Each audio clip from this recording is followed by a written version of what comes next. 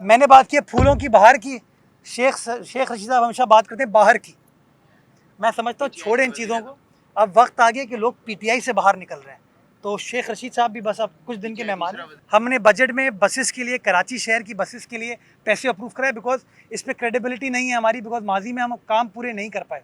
लेकिन अब की बार डिफरेंस ये हुआ कि हमने अपने बजट में पैसों को अप्रूव कराया, PC1 को अप्रूव कराया, उसकी टेंडरिंग की, प्रोक्योरमेंट की, और प्रोक्योरमेंट करने के बाद हमने पेमेंट भी कर दी है 250 नई बसेस के लिए। उन 250 नई बसेस में से एक बैच उसका तैयार हो गया है और जो पोर्ट पर पहुंच गया है। 31 जनवरी की मुझे डेट मिली थी, जो कि मैंने ऐलान किया था, बट मैं माजरत खाऊं कि 31 जनवरी तक वो चीज़ कराची शहर नहीं पहुंच पाई। मुझे ट्रांसपोर्ट डिपार्टमेंट ने कंफर्म किया है कि चाइना के पोर्ट पर एक नंबर है बसेस का जो कि पहुंच चुका है। इंशाल्लाह शिपमेंट का वेट करें कि जैसी वो वेसल आएगा उसको शिफ्ट कर दिया जाएगा। मुझे बताया गया इंशाल्लाह कि पहला बैच उन बसेस का अप्रैल के आखिरी हफ्ते में इंशाल्लाह कराची शहर में आ जाएगा। मैं एंग्रो कंपनी को शुक्रिया अदा करना चाहूँगा, जिनके इश्तराक से हमने PIDC ब्रिज को ठीक किया और आज आप देख सकते हैं एक बड़ा खूबसूरत इजाफा है कराची शहर के अंदर। मैं हबीब बैंक का शुक्रगुजार हूँ, जिनके ताउन से, जिनके इश्तराक से हम एम्प्रेस मार्केट को ठीक करने जा रहे हैं। उसकी भी सारी फिजिबिलिटी वगैरह बन चुकी है। इंशाल्लाह अगले चंद दिन में उसका काम स्टार्ट हो जाएगा। मैं हमारी फार्मास्यूटिकल कंपनी है गेट्स फार्मा, उसका शुक्रगुजार हूँ। उनके इश्तराक से हमने नाथा खान फ्लाईओवर की तज़ीनो आराइश की है। आप जाके उसको देख सकते हैं कि आज उसका एक मुख्तलिफ रुख, मुख्तलिफ पहलू नज़र आता है। इसी तरीके से जहाँ FGRF के हमारे दोस्तों का मैं शुक्रिया अदा करूँगा, उसी तरीके से जो हमारी बोरी जमात है उनका भी मैं शुक्रिया अदा करना चाहूँगा। उनकी मदद के साथ हम मुख्तलिफ एरियाज़ के अंदर डेवलपमेंट का काम करें और एक हमारी जो बड़ी पुरानी सदर की रोड थी वहाँ पे एक अच्छा अर्बन स्पेस हम डेवलप करने की कोशिश करें, करम अली टालपुर रोड जो है।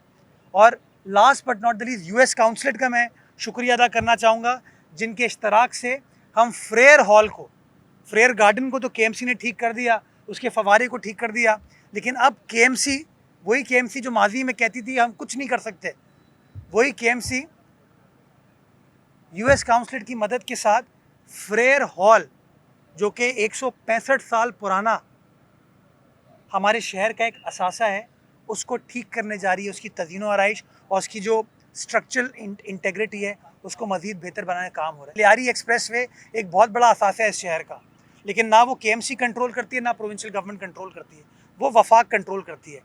मैंने पिछले 6 महीने जिद्दोजहद की कि इस सड़क को हैवी ट्रैफिक के लिए खोल दिया जाए, ताकि जो बड़े बड़े ट्रॉलर, बड़े बड़े कंटेनर के साथ ट्रक हमारे गली मोहल्लों की सड़कों पर चलते हैं, जिनके एक्सीडेंट्स होते हैं, जिसका नुकसान मुझे भी होता है, आपको भी हो सकता है, खुदा ना खास्ता किसी शहरी को भी हो सकता है, ये ट्रैफिक हम डाइवर्ट कर सके, जिसका फ़ायदा होगा कि आपके शहर की सड़कों की जो वेयर एंड टेयर है वो नहीं होगी, ये जो एक्सीडेंट्स होते हैं ये एक्सीडेंट्स नहीं होंगे, और शहर में जो कंजेशन है ट्रैफिक की उसके मामले को रिजॉल्व कर दिया जाएगा। मुझे गवर्नर साहब ने बड़ी मदद की इस काम में, उन्होंने सपोर्ट किया, लेकिन वफाकी हुकूमत ने सपोर्ट नहीं की। मैंने उसके इंजीनियर से बात की, उनको बुलाया, उन्होंने ऑन रिकॉर्ड कहा कि इसके स्ट्रक्चर में कोई खामी नहीं है, हैवी ट्रैफिक चल सकता है। लेकिन बदकिस्मती के साथ वफाकी हुकूमत हैवी ट्रैफिक या NHA उस हैवी ट्रैफिक को चलाने में दिलचस्पी नहीं ले रही। नुकसान हमारा हो रहा है, हमारे शहर का हो रहा है। ये जो आप कहते हैं ना कि सुप्रीम कोर्ट ने बिलबोर्ड्स के ऊपर पाबंदी लगाई है, मैं आपको बताना चाहूँगा सुप्रीम कोर्ट ने ये कहा था कि कराची शहर में बेहंगम तरीके से किसी कवायद व ज़वाबित के बग़ैर बिलबोर्ड्स लगाए जा रहे थे। तो सुप्रीम कोर्ट ने कहा कि इसके ऊपर कानून साजी होने की ज़रूरत है ताकि चीज़ों को रेगुलेट किया जा सके। उसके बाद 2021 में सिंध हुकूमत ने, सिंध की काबीना ने उन बिल बोर्ड्स को रेगुलेट करने के लिए रूल्स को नोटिफाई किया, काबीना ने मंजूर किया, जिसके तहत उन्हें बताया क्या रेट चार्ज किए जाएंगे, किस तरीके से उन बिल बोर्ड्स को नस्ब किया जाएगा।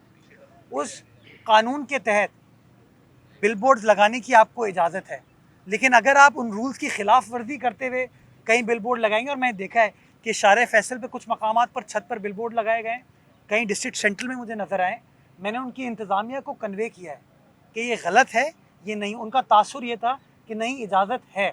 मैंने उनको बताया कि आप रूल्स पढ़ लीजिए, रूल्स के तहत आप छतों के ऊपर बिल बोर्ड नहीं लगा सकते, वो उसकी खिलाफ वर्जी है। तो मैंने जो अपना काम था वो कर दिया, अब उसको इम्प्लीमेंट जो है वो उन लोगों को करना है। 25% असेंबली के मेंबरान रिक्विजिशन जमा कराते हैं स्पीकर के पास, तो स्पीकर कौमी असेंबली पाबंद है कि 14 दिन के अंदर वो कौमी असेंबली के इजलास को बुलाएंगे। 8 मार्च को गालिबन 142 अरकान ने, 25% बनते कोई 88, 142 अरकान ने रिक्वेजिशन स्पीकर कौमी असेंबली सेक्रेटेरिएट में जमा कराई और बदकिस्मती के साथ 13 दिन हो गए, अभी तक स्पीकर साहब ने अपनी आइनी जिम्मेदारी को नहीं निभाया। मैं समझता हूँ वो आइन से इनहराफ कर रहे हैं और अगर कल तक वो इजलास नहीं बुलाया जाता तो मैं समझता हूँ उन्होंने आइन को वायलेट किया है।